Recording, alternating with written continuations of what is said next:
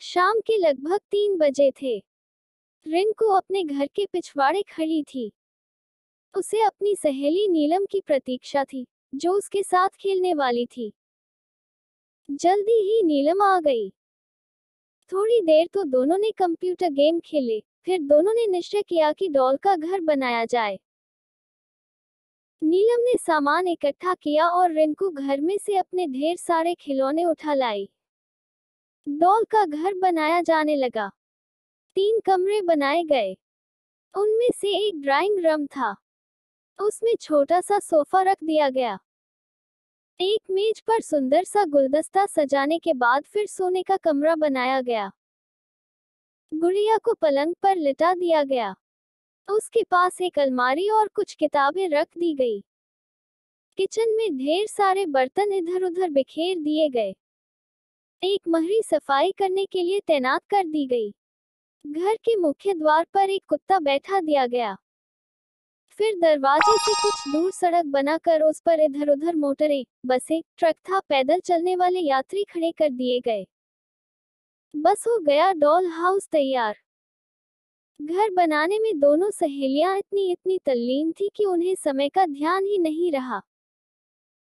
ध्यान उन्होंने तब दिया जब देखा कि पड़ोस के मकान में खड़ी मोना दोनों को घूर रही है।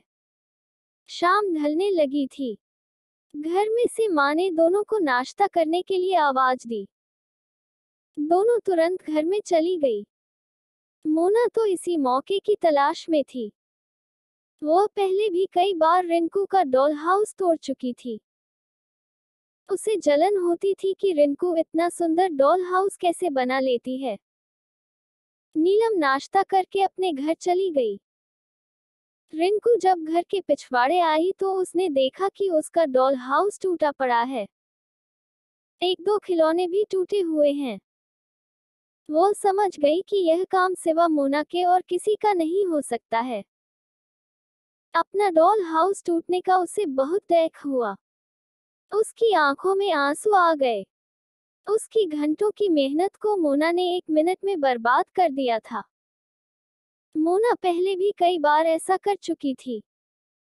वह गुस्से में निश्चय किया कि वह मोना से इसका बदला लेकर रहेगी। अगले दिन मोना सुबह से ही अपना डॉल हाउस बनाने में व्यस्त थी। रिंकू में मोना को डॉल हाउस बनाते देखा तो उसने तय कर लिया कि वह मोना का डॉल हाउस तोड़कर उससे बदला चुका लेगी।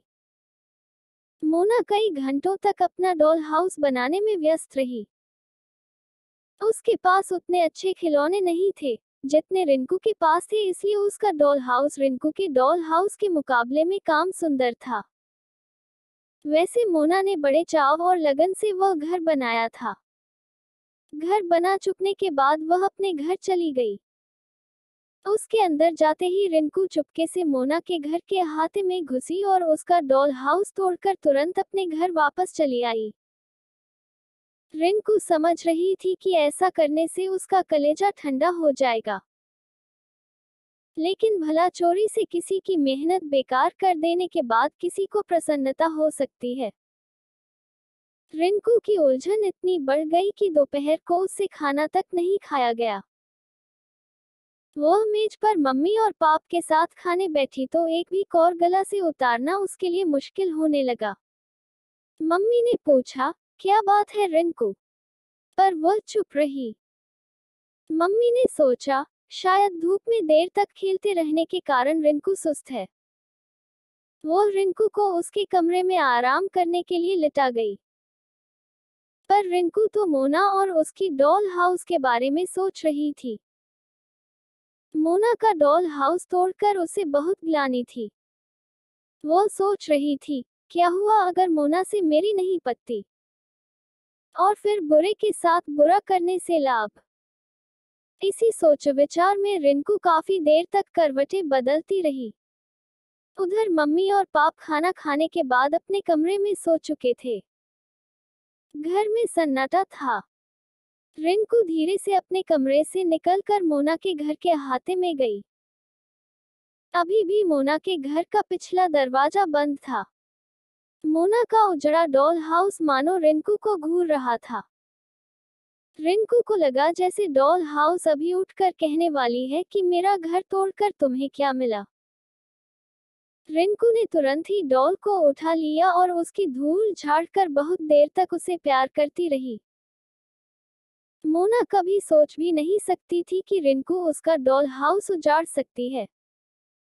यह एहसास रिंकू को बहुत शर्मिंदा कर रहा था।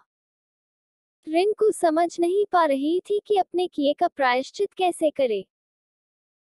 बहुत सोच विचार के बाद रिंकू के दिमाग में एक तरकीब आई। उसने निश्चय किया कि मोना का डॉल हाउस वह अपने खिलौनों से बनाएगी। वह तुरंत अपने घर के पिछवाड़े आई और खिलौने लेकर मोना के घर के अहाते में पहुंच गई।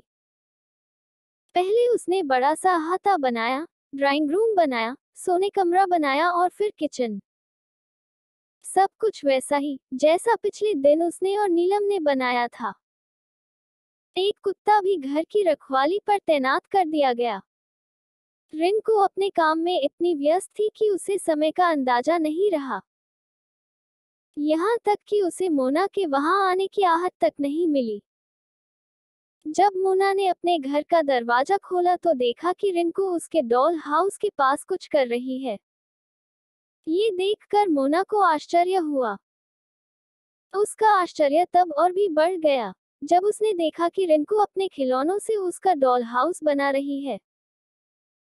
मोना सोचने लगी कि उसे जब भी मौका मिलता है तब वह रिंकू का डॉल हाउस तोड़ आती है और एक रिंकू है जो अपने ही खिलौनों से उसका डॉल हाउस सजा रही है। अब मोना को अपने किए पर पछतावा हो रहा था। वह नाहक ही हर किसी से लड़ती रहती है। इसी बीच आहट पाकर रिंकू ने पीछे देखा। इससे पहले कि मोना कुछ कहती, रिंकू ने कहा, मोना, मुझे माफ कर दो। दोपहर में मैंने तुम्हारा डॉल हाउस तोड़ दिया था। ऐसा मैंने तुमसे बदला लेने की नीयत से किया था, पर तुम्हारा डॉल हाउस तोड़ने के बाद मुझे बहुत दुख हुआ। दोपहर भर मैं सोचती रही कि अपने किए का प्रायश्चित कैसे करूं। इसलिए मैं तुम्हारा डॉल हाउस फिर से बना रही थी। आशा है तुम मुझसे नाराज नहीं होगी और मुझे माफ कर दोगी। मोना को रिंकू के शब्द भीतर तक चुभे जा रहे थे। उसने आज तक अपने किए पर पछतावा नहीं किया था, पर रिंकू का व्यवहार उसे मजबूर कर रहा था कि अपनी सब गलतियों को कबूल कर ले और रिंकू से माफी मांगे। अतः उसने कहा, रिंकू, मैं बहुत खराब लड़की हूँ। मैं नाहक तुमसे लड़ती और तुम्हारा डॉल हाउस तोड़ती रही हूँ। पर अब मैं विश्वास दिलाती हूँ कि न कभी तुम्हारा डॉल हाउस तोड़ूंगी और न ही तुमसे या और किसी से लड़ूंगी। तुम मेरी सहेली बनोगी ना? रिंकू भला नहीं कैसे कहती। उस दिन से दोनों में अटूट मित्रता हो गई। इस कहानी से हमें ये सीख मिलती है कि बुराई अच्छाई से जीती जाती है। फ्रेंड्स, मेरी स्टोरी अच्छी लगी तो लाइक, सब्सक्राइब, शेयर जरूर करें। Thank you for watching.